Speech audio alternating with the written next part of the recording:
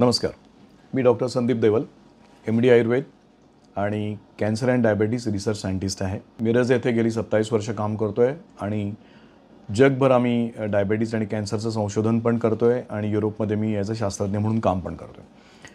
आपण गेले काही व्हिडिओज डायबिटीजची जी सामान्य लोकांना बऱ्यापैकी माहिती नाही ती माहिती द्यायसाठी आपण व्हिडिओज तयार करतो आहे आणि त्या व्हिडिओच्या माध्यमाच्या मार्फत आपण ही माहिती देतो आहे. कृपया आपण या व्हिडिओला किंवा यूट्यूबला माझ्या चॅनलला लाईक करा आणि ते सबस्क्राईब करा, म्हणजे मला नवीन नवीन आजारांवर बरीच माहिती आपल्याला व्यवस्थित देता येईल.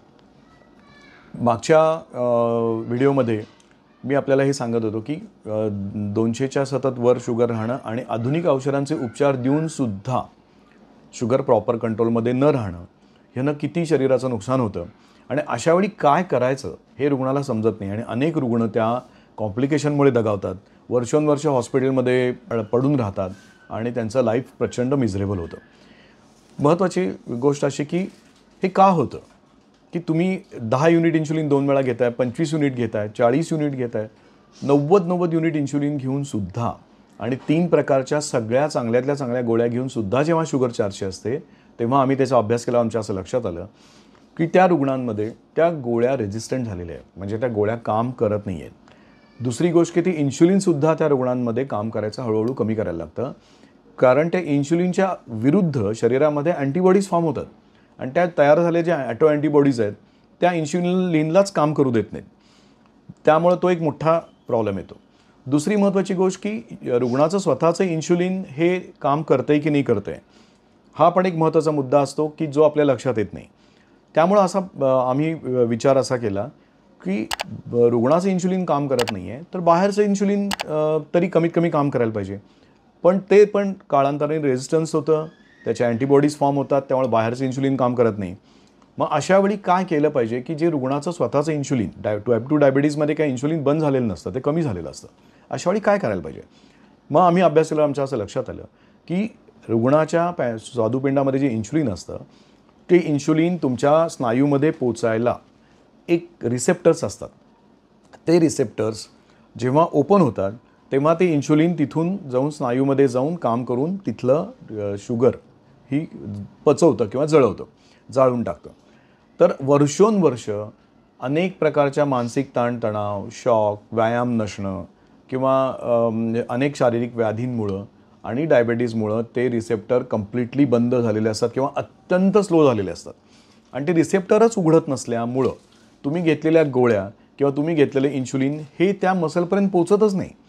हे जेव्हा लक्षात आलं तेव्हा आमच्या लक्षात आलं की अशा पेशंटमध्ये कितीही इन्शुलिनचे डोस वाढवा, किती गोळ्यांचा डोस वाढवा, हे पेशंट रुग्ण लवकर बरे होणार नाहीत, हा डायबिटीज कधीच बरे होणार नाही. मग गेले 25 वर्ष आयुर्वेदामध्ये अनेक प्रकारचे मधुमेह किंवा डायबिटीज सांगितले. त्यातल्या अनेक वनस्पती आम्ही संशोधन त्या वनस्पतींवर केलं. 25 वर्ष गेली संशोधन करताना युरोपमध्ये पण आम्ही तिथं केलेलं आयुर्वेदातल्या वनस्पतींवरचं युरोपमध्ये केलेलं संशोधनाचा पण अभ्यास केला. तिथे जाऊन पण आम्ही संशोधन केलं.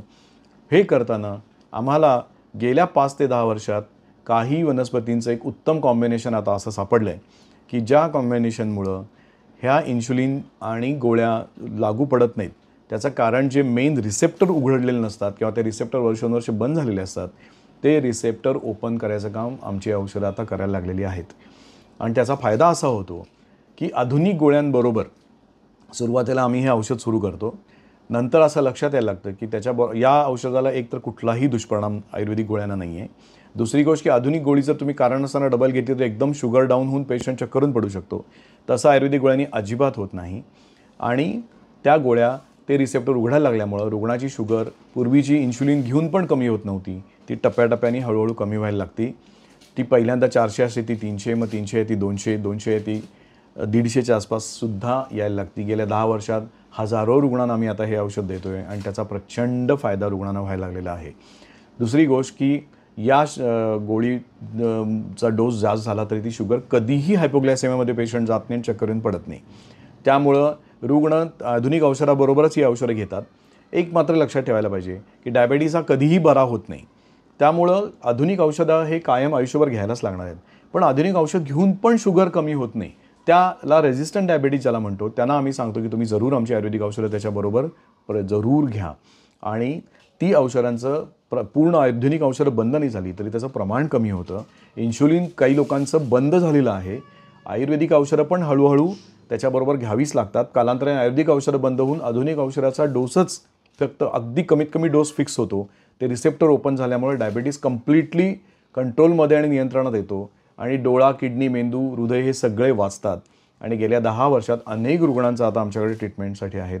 ते रुग्ण त्या औषधामुळे अत्यंत आनंदी आहेत आणि सर्व कॉम्प्लिकेशन्सपासून त्यांचं आता ते वाचलेले आहेत.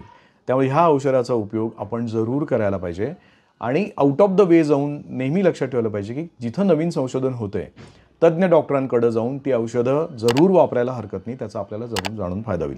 आता त्या औषधाचं कसं घ्यायचं, काय घ्यायचं याचं सगळं पुढच्या व्हिडिओत मी आपल्याला पूर्ण डिटेल समजावून सांगेन आणि आपण डायबिटीजमधून कसे वाचू शकता हे पण सांगू शकेन. धन्यवाद.